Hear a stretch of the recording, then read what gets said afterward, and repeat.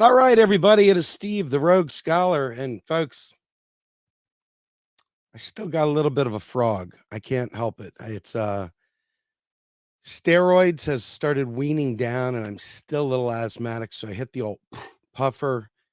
We'll see how long it lasts. We'll see how long it lasts. But before we get into all this great socialist stuff and pointing out the bullshit of the establishment and the orthodoxy, let me have a moment of weakness, a glorious moment of capitalist induced weakness as I celebrate the destruction of the Philadelphia Eagles by my Washington Commanders. Sorry, I know. Makes me scum, makes me a bad guy. Don't listen to anything else I have to say. I love fucking football. All right, let's get to it.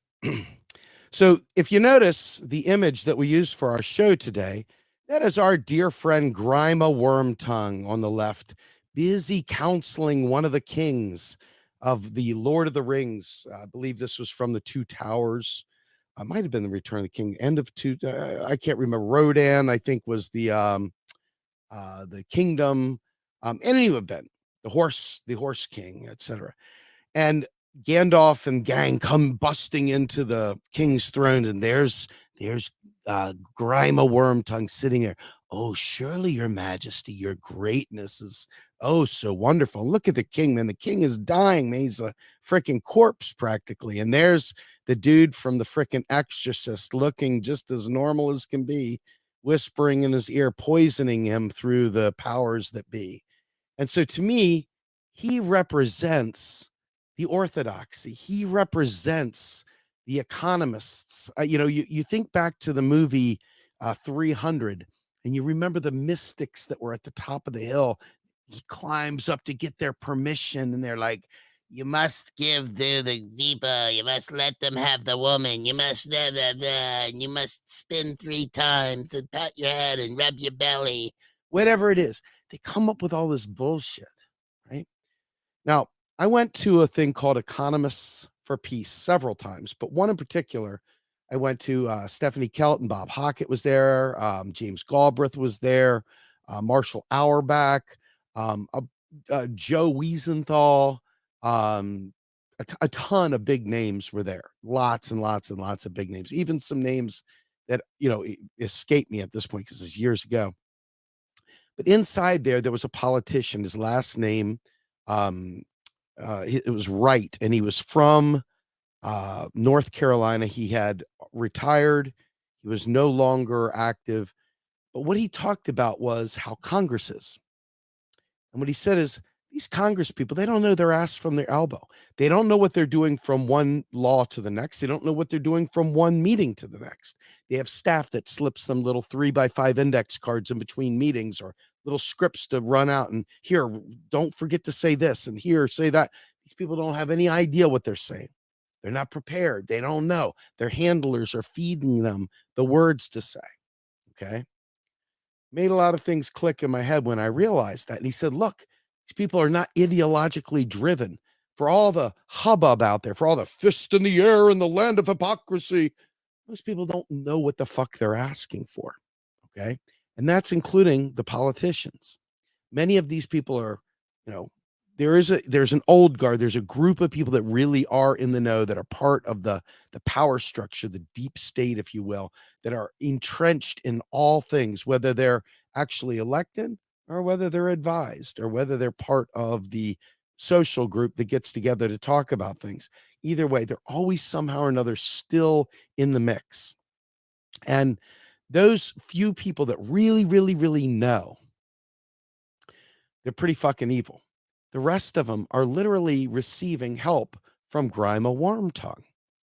Grima Wormtongue, filling their minds with bullshit. And so that brings me to a Harvard economist.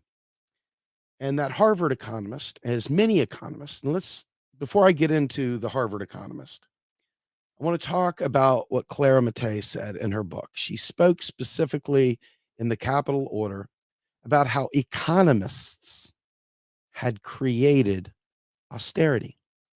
There's a political problem. The political problem is we're losing control.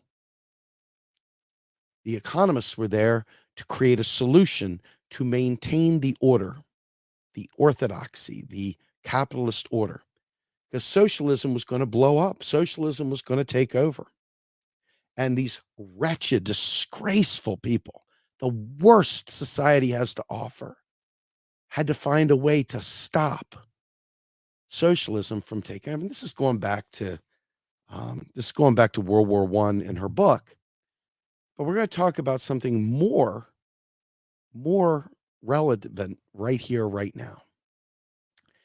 And that is Jason Furman. So let's share our screen here real quickly. Jason Furman. Now, he's not the guy who wrote the thread. Let me just be clear. He's not the guy who wrote the thread, but he never misses a chance to take a shot at modern monetary theory. And by extension, never, ever misses an opportunity to make spending on the people sound like it's insane.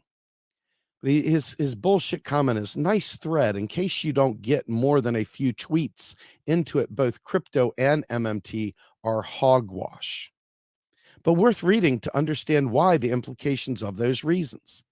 Now, a bunch of us got in there, straw man bingo. MMT is magic money printing, the magic money tree. And you could see there. Let's be fair, folks. I'm going to get away. I want to say this point blank. If you stand against modern monetary theory, if you don't know what it is and you have negative things to say, do us all a favor. If you ever saw the movie Enemy at the Gates, you remember he goes, "My name is Nikita." He goes, "Khrushchev," blah, blah, blah, right? What was it, Khrushchev? Was it Khrushchev or was it? Anyway, he says, "I am so-and-so." And this general had let the line fail. And he looked at the general and he goes, hands him a gun. And he says, "Why don't you do us all a favor?" And the general's shaking. He looks, he's like this. He goes into the room, shuts the door, and he's sitting there with his arms folded across his chest. And all of a sudden you hear the economists and others that stand in the way of MMT. If they're not killing us with austerity, they need to turn the gun on themselves. I don't want to die for their bullshit, and I don't want my kids to suffer. If anybody's got to die, let the people that are pushing austerity be the ones to pull the trigger. Let them be the ones to take themselves out. Stop taking everyone else out, because austerity is murder. Most of you only recognize the murder when we talk about a gun. That's the only gun you understand. You understand a knife, you understand a gun, but you don't understand the power of austerity. Austerity literally is murder. By increasing interest rates, they set the stage for making the cost of living higher. They set the wealth gap higher by giving money to the wealthy, and they create the conditions to begin the layoff process that kicks in the industrial austerity, which is making strikes illegal, making the working class poor, and making them accept unacceptable conditions. And then they turn around and then they use the fiscal austerity, where they reduce spending. They stop spending, and all of a sudden it dries up, and then people are reduced to whatever you say, I'll do. I just want to live. The people that invented that mindset, it's not real. God didn't create it. It's not science. It's a fucking control mechanism to maintain the capital order. And if you did that, if you're part of that, you have committed murder. Most people don't realize that's murder, but it is murder. And we're going to normalize thinking it's murder. We're not going to allow anyone ever that wants to cut the deficit to get away with being seen as just a regular person. They're a murderer. They are pushing for murder. I know this seems harsh, but you must understand that if we don't sound an alarm clock, if we don't make it painful for anyone to ever advance deficit reduction, for anyone to ever talk about reducing the national debt, for anyone to ever talk about killing inflation by raising interest rates, to ever think of them using layoffs as a means of control, any one of those is an act of violence against the working class. Any one of those is an act of violence. I need you to normalize that. I need you to get that through your head. Stop thinking the only way is some young black kid in the street with his pants, with the gun turned sideways saying, oh, but that's the movies. That's the bullshit they feed us. That's what they want us to think. They want us to hate our neighbors. They want us to hate minorities. They want us to hate all these people. But the reality is it's these rich fucks in elite schools that create these austerity narratives. And of course, they're above reproach. Of course, these people are the ones that if you could bring pitchforks and torches right to their front doorstep, make their friggin' soft hands tremble in fear, make them moisten in sweat, make them terrified for their own existence because they have committed murder. See, if you think that the only people that are killing people are those with a gun, you'll let these fuckers off the hook. And they're the ones that are killing the most people. They're the ones killing the most people. They're the ones that suggest to do austerity. They're the ones that suggest sanctions on other countries. They're the ones that suggest these things. They're the ones that are doing the actual grime of worm tongue. They're in the king's ear. They're the ones setting the stuff up. And remember, most likely, the king doesn't know his ass from his elbow. So if the king doesn't know his ass from his elbow, now what? We have to isolate the problem. And the problem is orthodox economics. Orthodox economics and the purveyors of economics. Yes, Larry Summers, Paul Krugman, all these people are wickedly evil people. Thomas Sowell, wickedly evil people. Wickedly evil people. Okay? So let's go into this tweet storm here. Let's make sure we read it. Let's talk about it through. Some of these are the MMT community coming back and firing back at Furman. Charles Hayden, you sound like a Trump voter talking about CRT. Why don't you put MMT in its place in a debate with Warren or Stephanie if you're so confident and righteous? You know, it's like he would never debate anyone competent in MMT. He would look like a complete idiot. I will delete my Twitter if he debates Warren, Stephanie Randall, etc. And bingo, straw man, that's all he's got. And of course, it ain't what you know that gets you in trouble. It's what you know for sure. Now, see, what is missing here? Let me just be honest. With all due respect to all my friends, and all these folks are friends, clearly friends, not only of MMT, but in fairness to us as whole, they're part of us. They're RP, many of them. And you see, we come in droves, okay? And it's like there should be a rule that people that have to define MMT before bitching about it. Every single time I met a critic on Twitter, they weren't actually criticizing the contents of Kelton's book. Anyway, whatever. You see the point. It's out here, all sorts of stuff.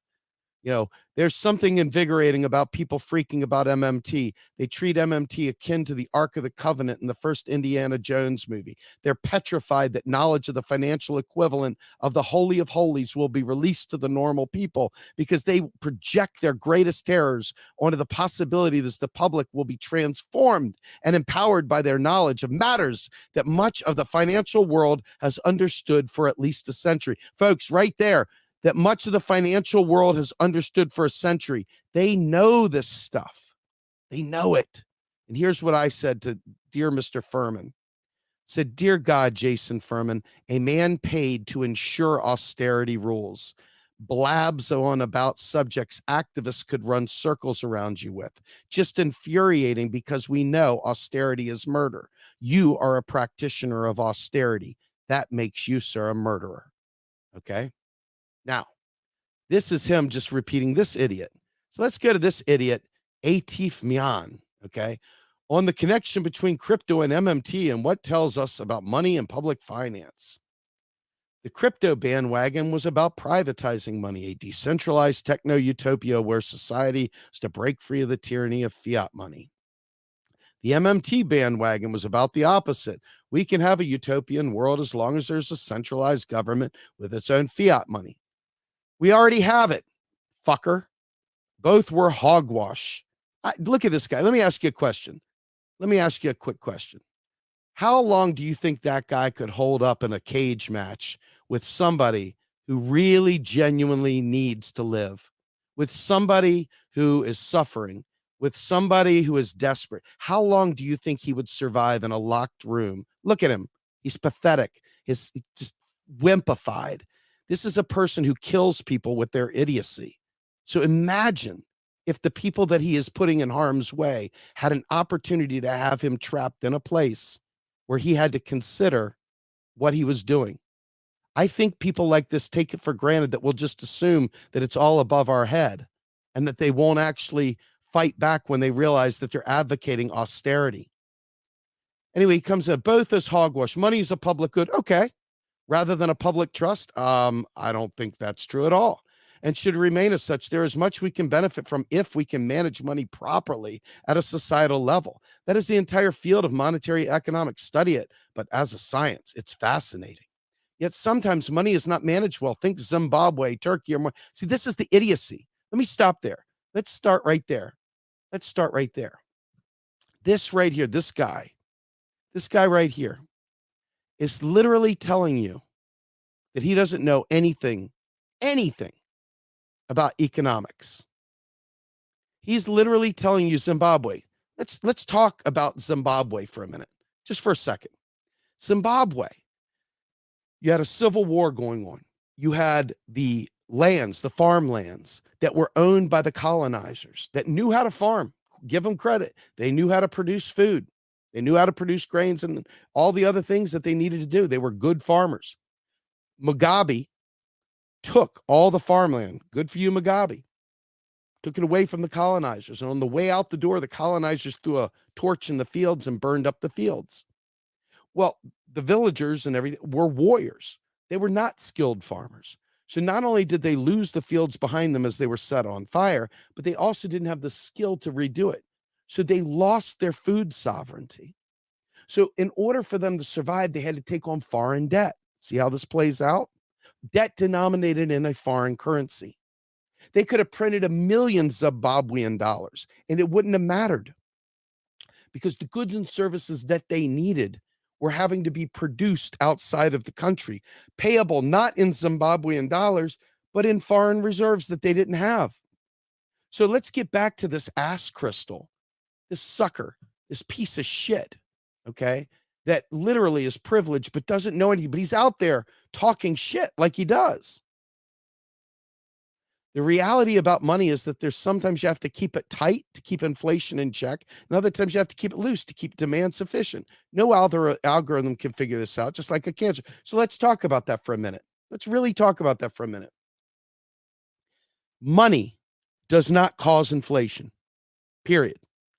There is disgraceful, disgusting, murderous, horrific losers that are gold fetishizers and what they call sound finance people, okay?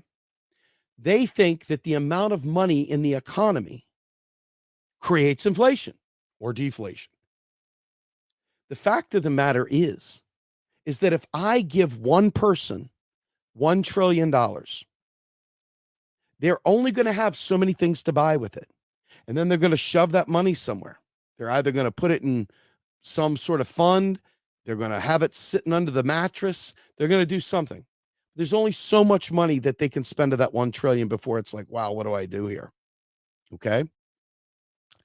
You and I, if they took that 1 trillion and they gave it to all 350 million people in the US, not a trillion, but a portion thereof trillion, and everybody had that.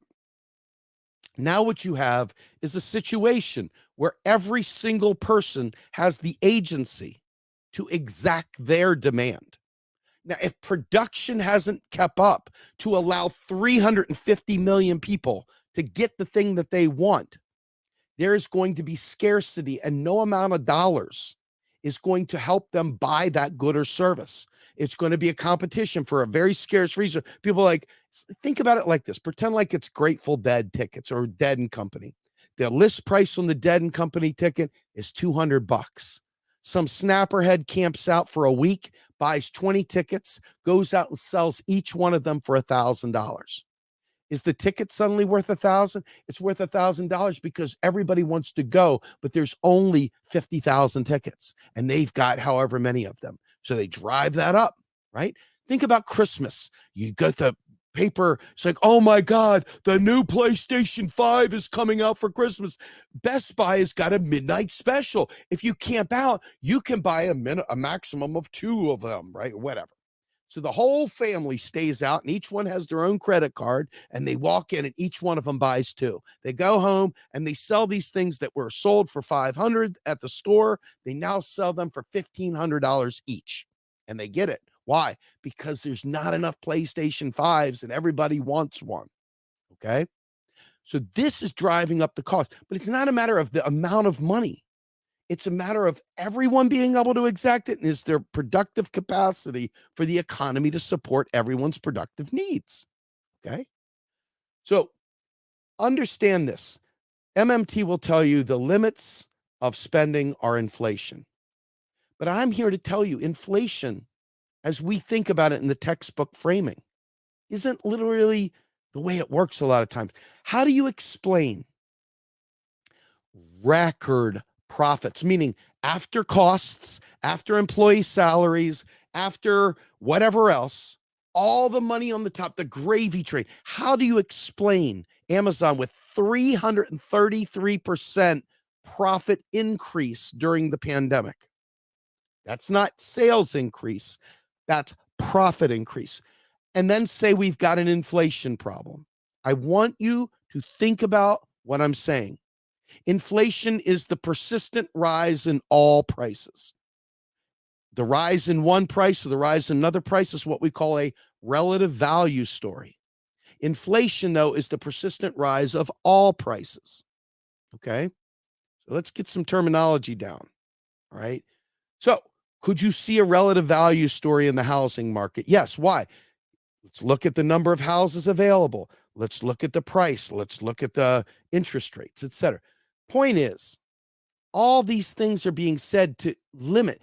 It sounds so logical that we limit the amount of money into the economy, that we limit that because after all, we've been convinced that quantity of money creates inflation. In fact, Milton Friedman more specifically said all inflation is created by government spending.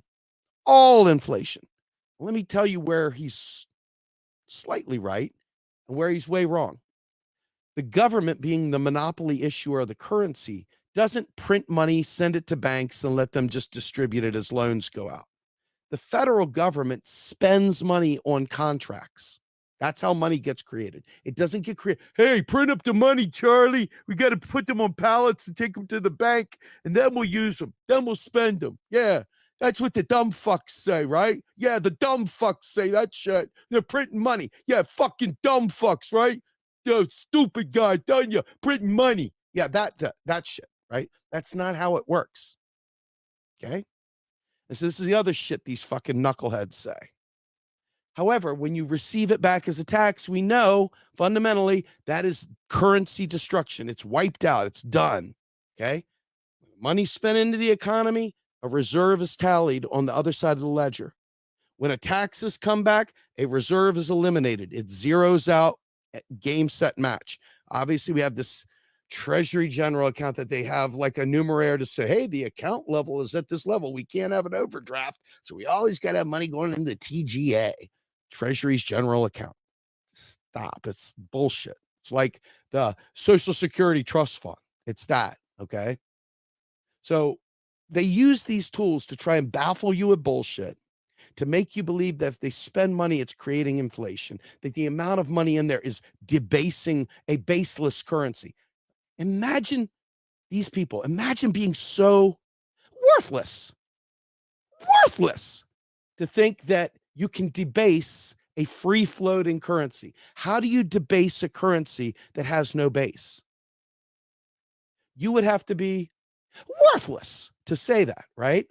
Worthless. Because in the end, what we're talking about really is they've decided to harden the dollar by raising interest rates or raising taxes or whatever to make getting a hold of money harder, to make your life a little more challenging, to institute austerity. Okay. Now, let's get back to our dude here. Let's get back to our guy. He's got a lot of things to say. We already addressed this whole thing. To have a civilized society, we need to come up with a system that selects competent and upright individuals. Here's the conservative here. Hey, competent and upright individuals who will govern till the term ends. Governing money is no different. We have to make it work. Satoshi Namaka cannot do it for us. Let's come to MMT, or rather public finance now. If we can manage our collective money well, manage your collective money well, there's a prize that we can all share. And what's the prize? Simply put, we can convince people to hand us their apples and oranges, and they have grown great effort in return for a piece of paper. The piece of paper suddenly has value. You are a fucking moron. Okay? I don't know how many times we have to tell the fucking money story, the importance of the money story. When the king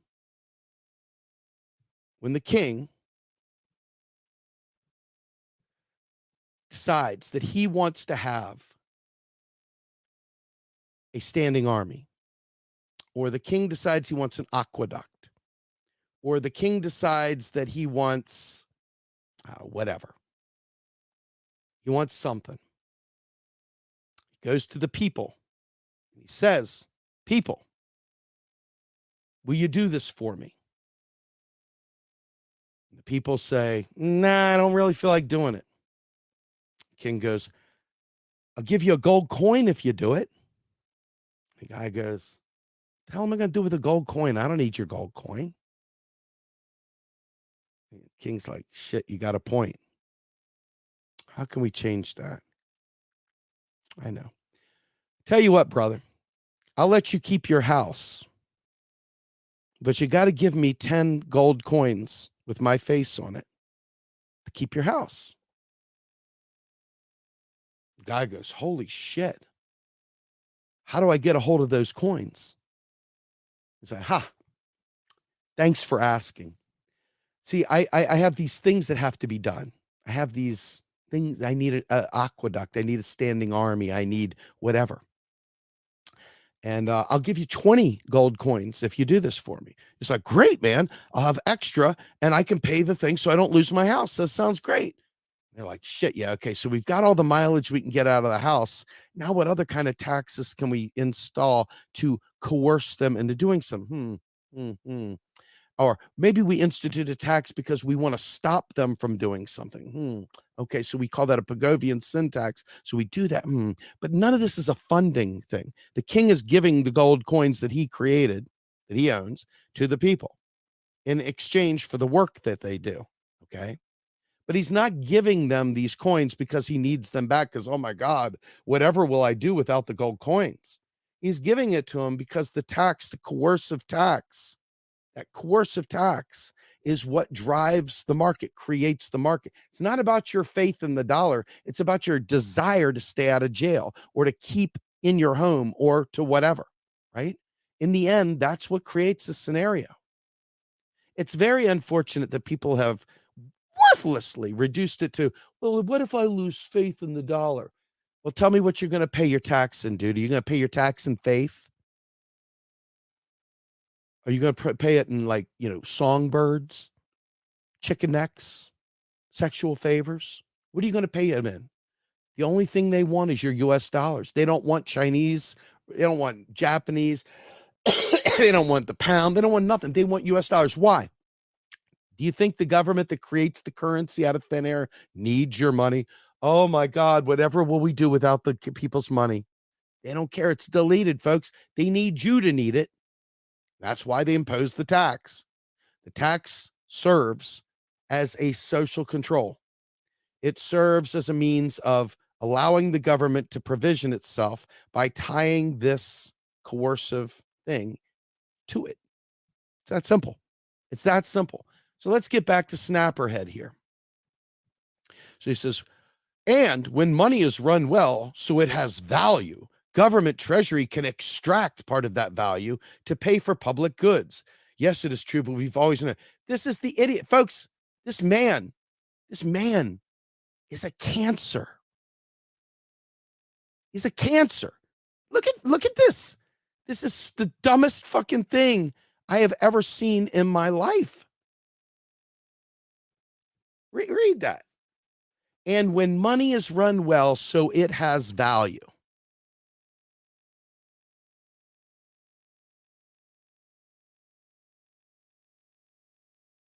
You just can't make this stuff up. This guy is like, I mean, just horrible, horrible, evil. He's not misguided. He's not misguided at all, folks. He's not misguided in the least. He knows precisely what he's saying. He knows precisely what he's saying. And as a result of this, you go back here, and there he is, whispering in the ears of kings, whispering in the ears of students, whispering in the ears of Twitter, has a huge following. Huge following. Let's look at his following. I mean, huge being relative, but look. Homeboy Bonanza's got 137,000. And look where he's from. Princeton.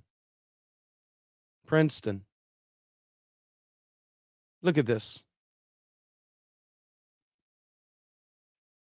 This is a gentleman right here that genuinely, I don't know if he's a good guy or a bad guy. I can only know that he's an Austarian. He's a gentleman that does not understand what he's doing to people. And he believes it's all just the way it is. But guys like Jason Furman and him are in the ears of all these people that run policy. And this is how the capital order retrenches itself. They make it seem like, of course, we sometimes have to tighten monetary policy. And you know what? There are times where it makes sense because of an import-export type arrangement where government wants to create some kind of a scenario. I mean, these are all tools. But the idea that there's like, we can only spend this much. If we have unemployment, the deficit's too damn low.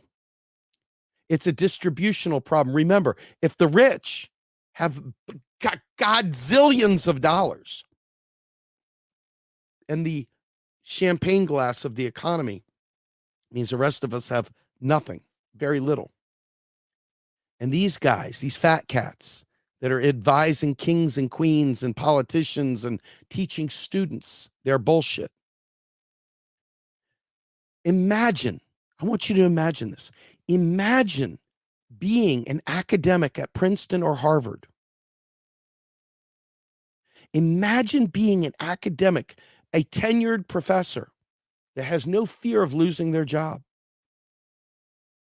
Talking to a world of people that are one decision away from losing their job and their homes and their families, and telling them, we're going to have to tighten our belts. We're going to have to tighten our belts. These guys are the evil. They are the evil. They're not misguided. Don't let any tone police, don't let any kind of perverse, sensitive person twist you into freaking orbit. These people are evil, and they know what they're pushing is austerity. They know they're doing it. And when you lose your job, when Twitter lays off 10,000 people and Amazon with all their profits lays off tens of thousands of people, and they get the ball rolling for all the layoffs, when they start getting that ball rolling and people start committing suicide and families start breaking up, it's just a price to pay, man. You should have made better choices. Should have made better choices. Should have made better choices. I'm serious. I wonder if these guys were not isolated in the ivory tower, if they were forced to meet the people that have to deal with the outcomes of the things they say. I wonder how they'd fare. I think we keep pointing at the wrong people. I think we need to be looking at them. Their profession demands the capital order stays intact. Their profession demands that they be the purveyors of austerity. And austerity is murder. And if you continue to believe that the only way death occurs is via a gun or via war, and you don't realize the economics that they're pulling is murder, if you don't recognize that, you may miss the most important battle of our lives. Okay. These guys advise AOC. They advise Rashida Tlaib. They advise Ilhan Omar. They advise all these folks, the Democrats, Joe Biden, all these people. The right wing has even worse crazy people involved in their world. But the Democrats are literally advised by these people. They can't answer any of the questions. They just say things, and they think that because you believe it institutionally, that it's not ideological in any way, that you'll just take it as, oh, well, of course it makes sense. Of course it makes sense.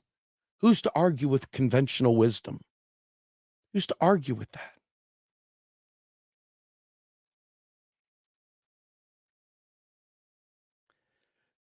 So I look at this and I say to myself, unless I get you all to begin really, really understanding the war you're in a war. You didn't know it. You didn't realize you're the one that's going to be left out. By the way, we have MMT folks that are absolutely advising folks. The problem is that the orthodoxy is powerful. The orthodoxy didn't come to power without violence. Orthodox economics is about violence. It's about oppression. It's about ensuring the order stays intact. It's class war. It's about ensuring that no matter how many bad mistakes the rich make, they'll always be okay. And that anybody below has to win the lotto to get out of the hell. And even then, they're always climbing up a greased pole. Okay. This is not by accident in any way, shape, or form. This is what they're there to do. And all the people that are crushed by it, all the death that comes from it, you, not them, you need to normalize that it's murder. You need to normalize that.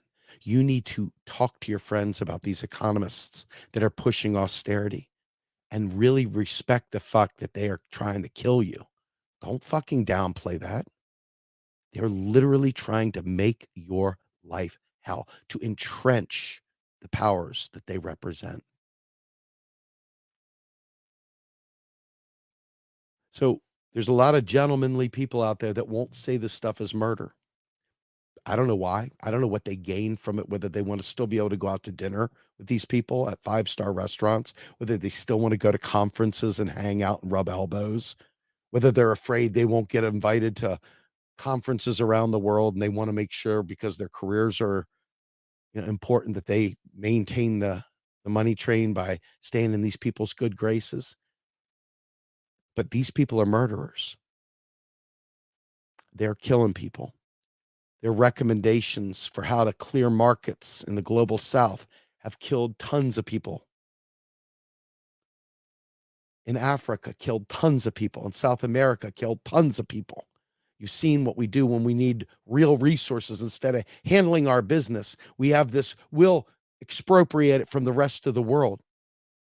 There's millions of Middle Easterners dead in pursuit of these kinds of economic and neocon goals. The austerity narrative is powerful. That's why everyone, and I've talked about this before, and Clara Mattei talks about this before. This is why you have it with Benito Mussolini, a fascist in Italy, and right away on the other side of the coin, you had it with Churchill in England. Austerity is meant to entrench the capital class, period.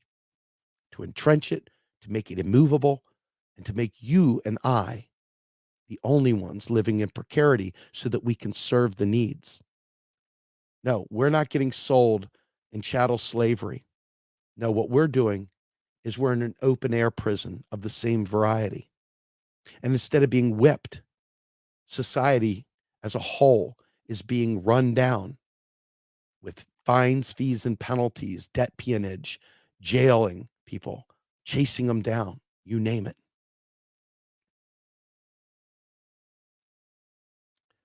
So I know that we've got a lot of sensitive people that don't like to use words like murder and things like that. But sometimes you got to be the shock that wakes people up. Sometimes you've got to be the one because everybody else is sleepwalking, folks. They're bumping into walls 8-bit style.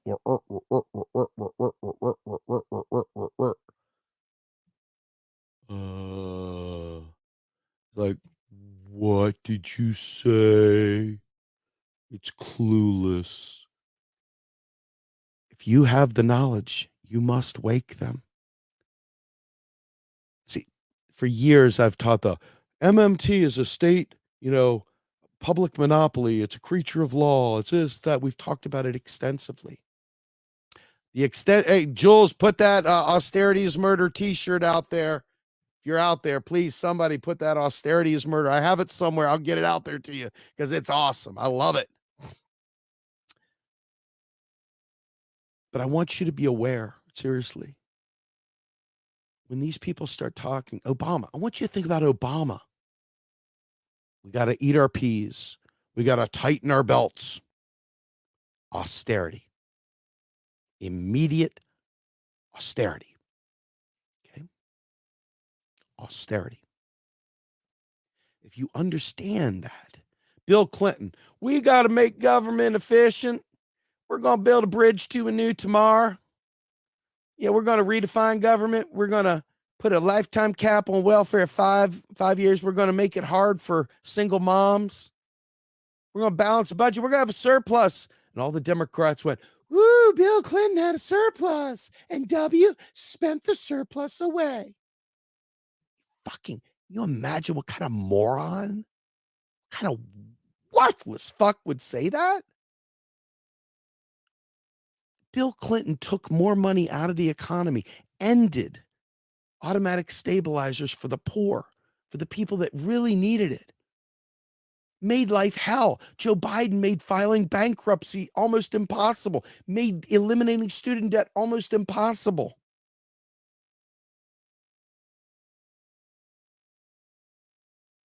That's austerity. And what's worse is you see every vote blue sycophant running around. We need Democrats in office because they're the only ones that know how to handle money. They'll reduce the deficit. Imagine being that person that's swayed by that disgraceful thinking. Imagine being that person and thinking that that's okay. It's like, imagine it. Imagine celebrating Bill Clinton, reducing the deficit, eliminating going after the welfare queens. Imagine that. Imagine it. Once you understand that, if you can look at them in the same way as good people, once you understand that, you can say, oh, well, Bill Clinton, Hillary, what do you mean? It's just misogyny. It's just misogyny if you don't like Hillary. Although she said, I'm going to follow Bill's method to a T. I'm going to create all these free trade agreements. I'm going to ship the jobs outside the United States. I'm then in turn going to turn it into service economy. And then I'm going to play austerity games with the people. If you could celebrate that, you're sicker than the Republicans. You're sicker than Trump.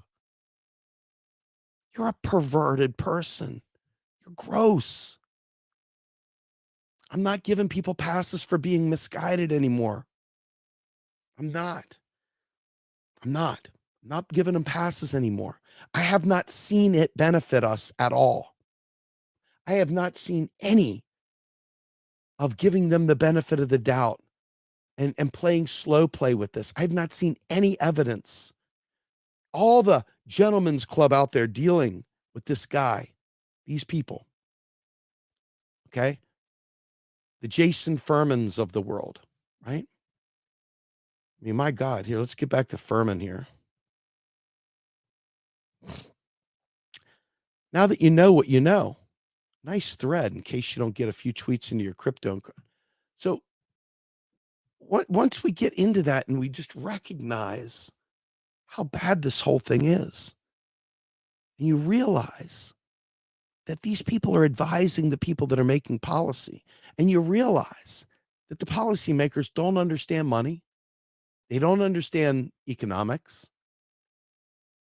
Many of them are just fist in the air in the land of hypocrisy, getting elected, but not knowing a fucking thing about how money is created. Think about this. Congress, Article 1, Section 8, says Congress alone has the power of the purse. Imagine electing a Congress critter that doesn't understand modern monetary theory, doesn't understand that they are the ones that create money when they spend that money into existence. Imagine.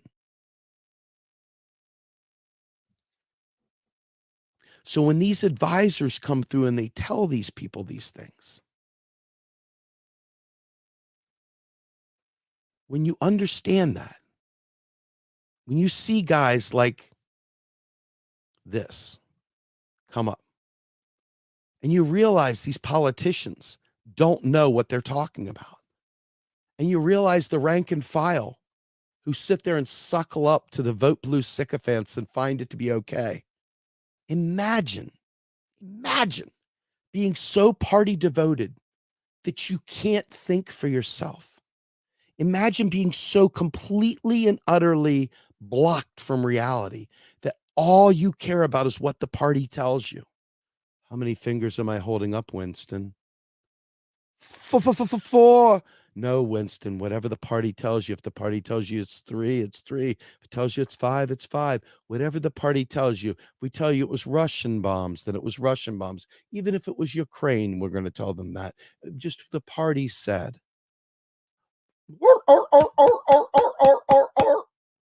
Imagine that. So we've got several battles going on. We've got the rank and file that support austerity unknowingly. We've got the politicians who support austerity unknowingly. Get into office, they're regular people, don't know their ass from their elbow. They don't know. They have no idea. But damn it, they're loud and proud and they're in office. And then you got the old timers that really do know. And you got the economists that all know. They still say it. I'm telling you, economists, neoclassical orthodox economists, are the devil. They're where the problem lies.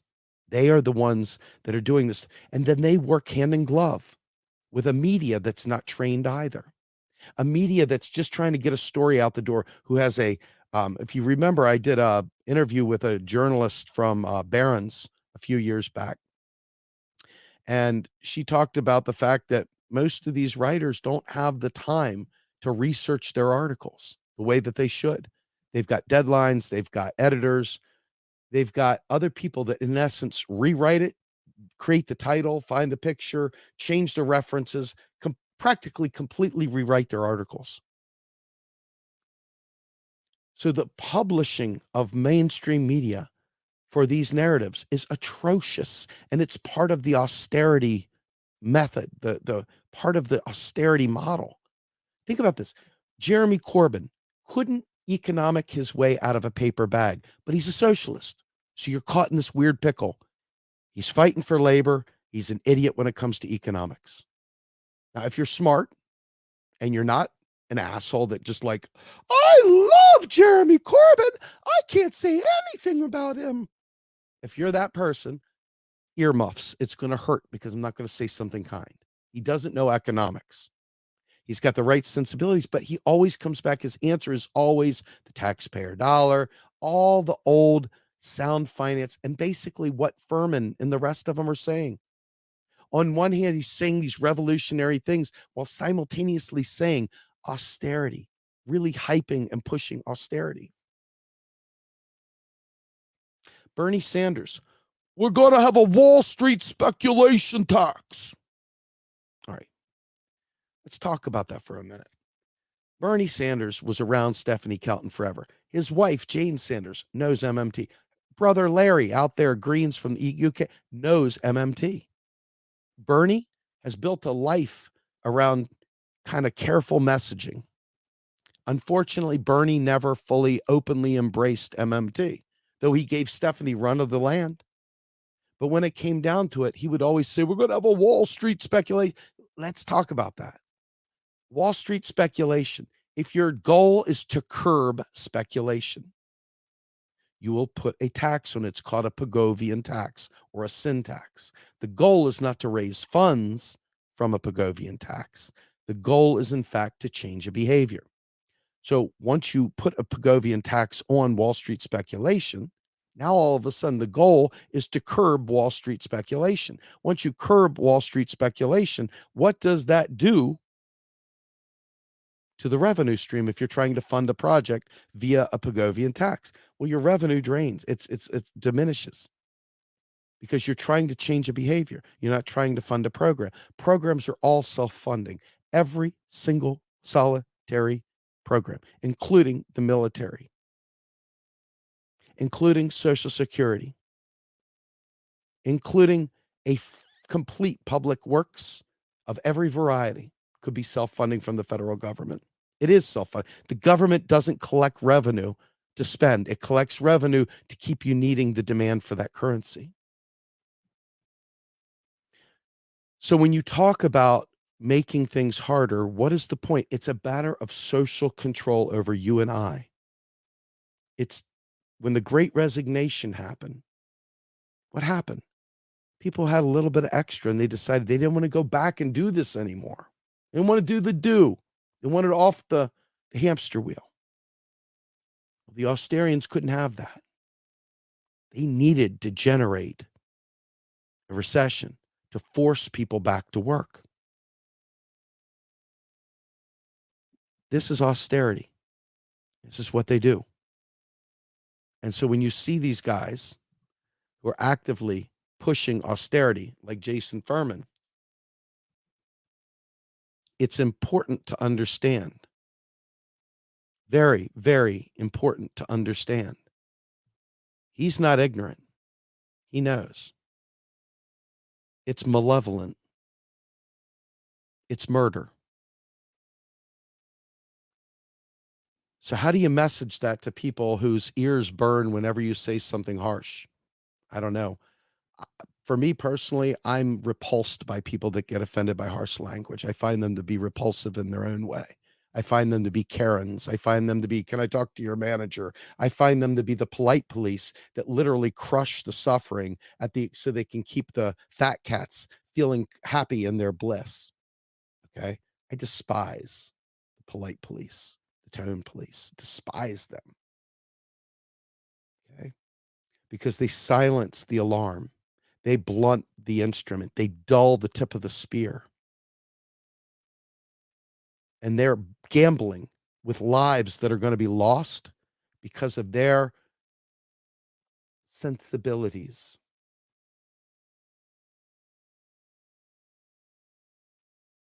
I want you to think about that. Now, I want you to think about something else too in this process.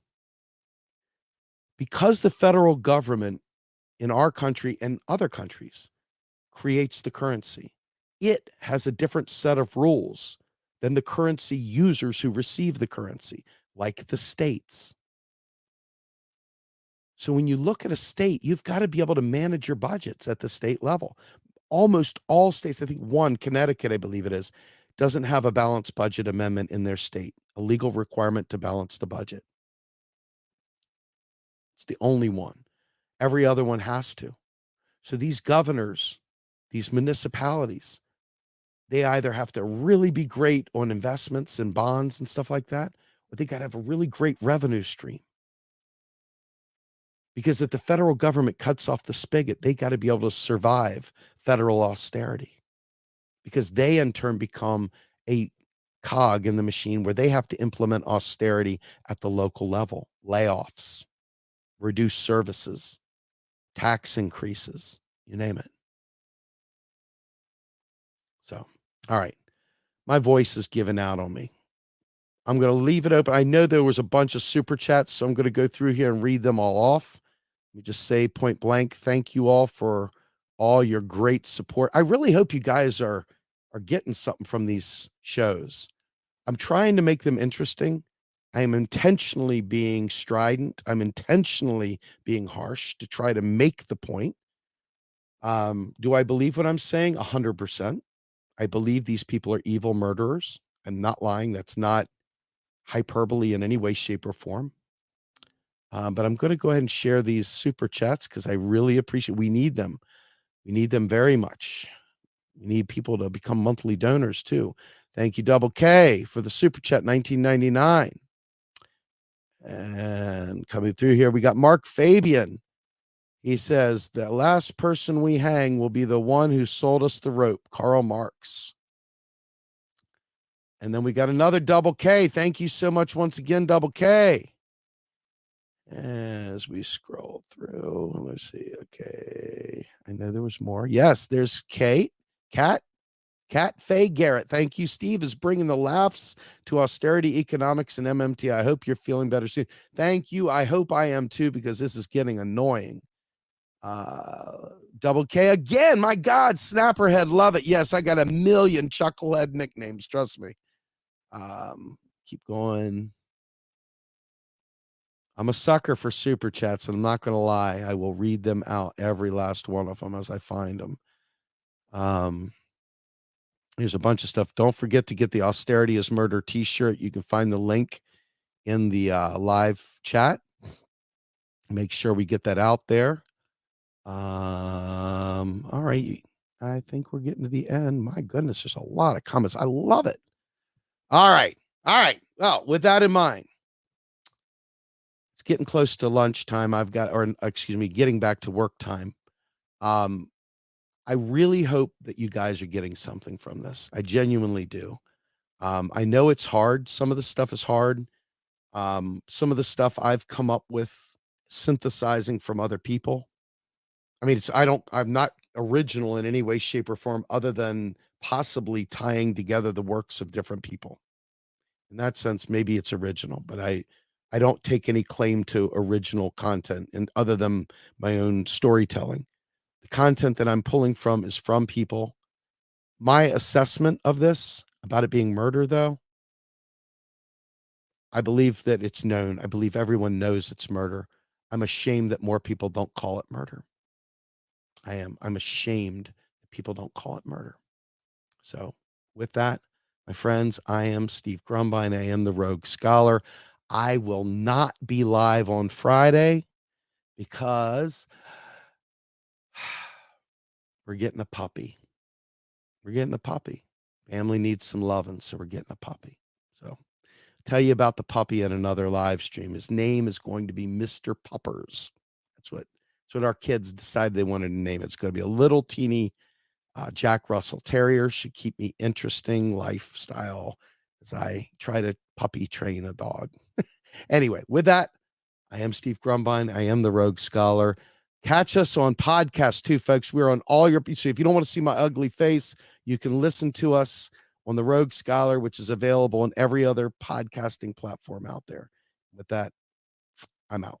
Yeah.